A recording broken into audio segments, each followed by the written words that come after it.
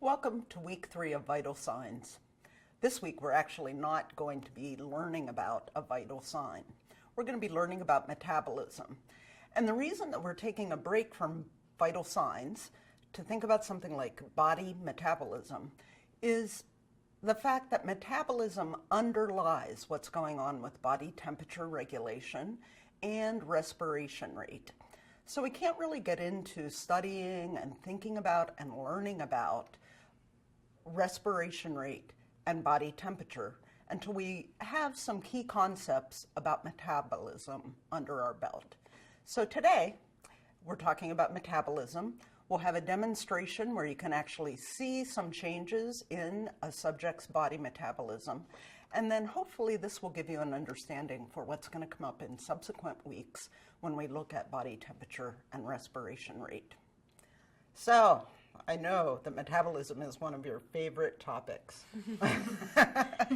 And typically, I know that metabolism is a difficult concept because it involves lots of chemical reactions, and chemistry is not something that all of us know a lot about or seem to care a lot about.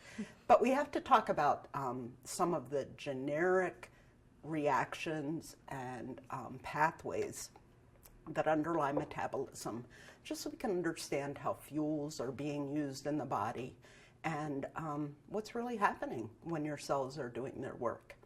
So, when I use the term metabolism, what do you think about? Lauren? The combination of chemical reactions in the body. Yeah, so when we talk about your body's metabolic rate, we're talking about the total activity that's happening metabolically in all of the cells of your body, right?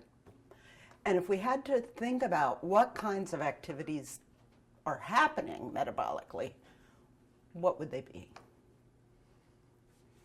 Yes. Well, your body burns fat and uses it for different purposes. Okay, so it burns fats, and that idea of burning fats is really a kind of generic category of chemical reaction that we call catabolism, right? Or a decomposition reaction. We start with a bigger molecule and we break it down into a smaller molecule.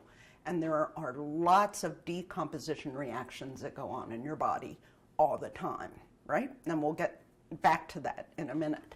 But what else, Mia? Along with the breaking down, there's also building up reactions. Building up, and what's the name? We call breaking down catabolism if it's building up.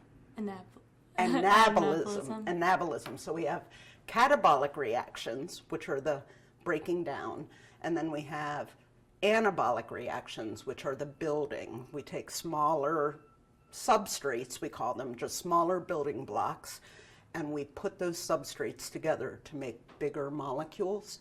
That's an anabolic reaction, right?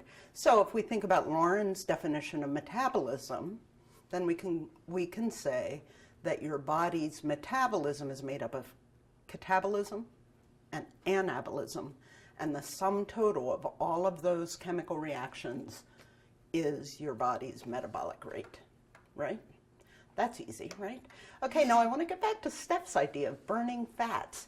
Fats are one type of macronutrient, okay? When we use that term macronutrient, we're talking about the big organic molecules that we use to fuel the work that takes place in the body.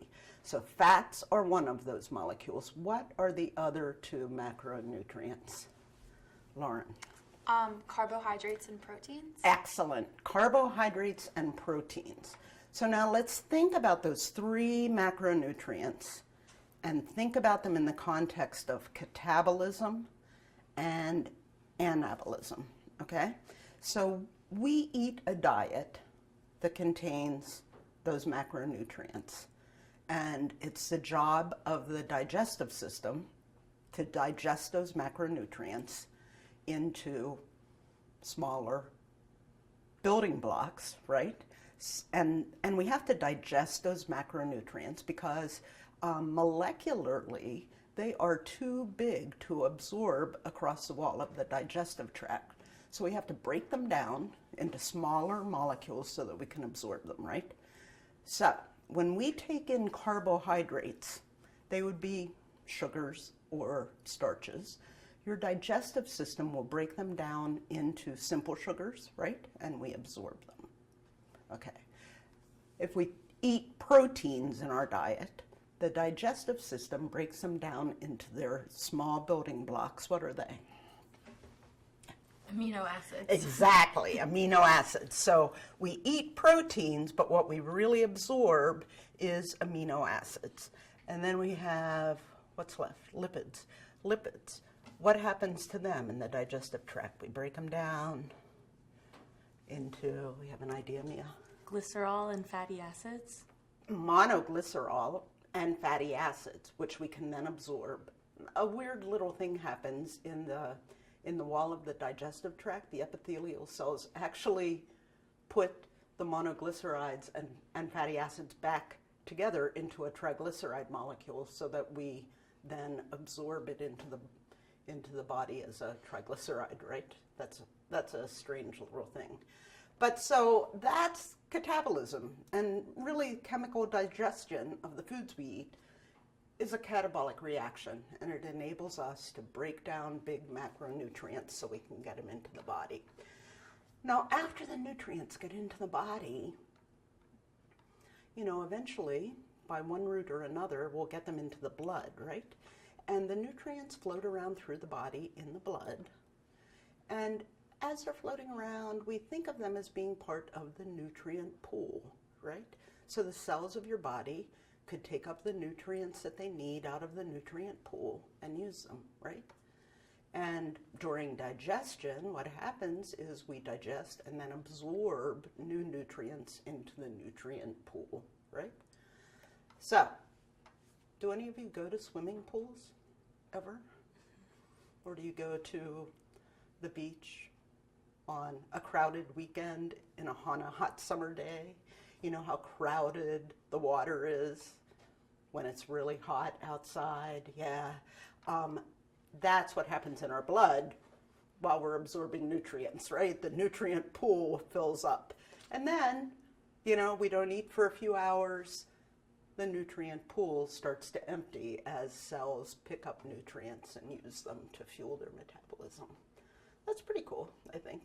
Okay, so that's anabolism and catabolism. And we've got this nutrient pool, and cells pick up and use nutrients in the nutrient pool. Let's think about if cells picked up amino acids, what would they tend to use them for? Why do cells need amino acids? Mia, do you have an idea? Amino acids can be used to build muscles. Exactly. And muscle cells need to build proteins, right? And so muscle cells could pick up amino acids out of the nutrient pool and use them to build new proteins, right? What else, Lauren? Can't they also be used to make like strands of DNA and RNA? Depending on the nutrient. Now, DNA and RNA need a special kind of substrate called a nucleotide, which we're not talking about today.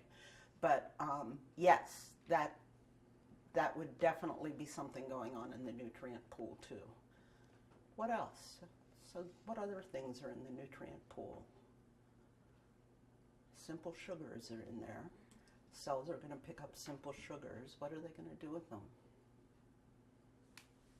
So do they use them to make energy?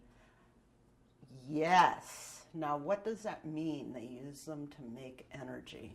Maybe to like perform whatever function that the cell has. Yes. So does your cell just like say, oh, I have to do some function, and so I'm going to use sugars to do it?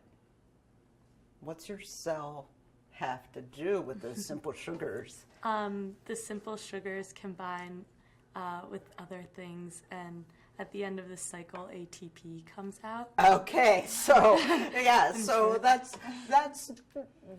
kind of what happens. So this is where decomposition reactions have to occur, right? So your cells need energy so they can do their work, right? Maybe their work is building proteins. So the cells might have to take up amino acids so they can build proteins, but they'd also need energy to build bigger molecules, right?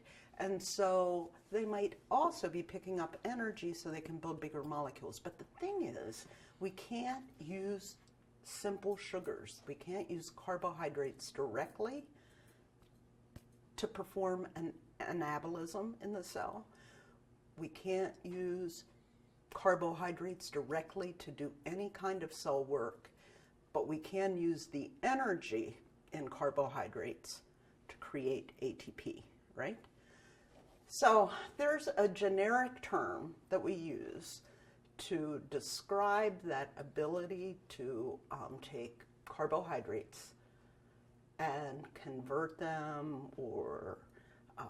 convert them and break them down to produce ATP.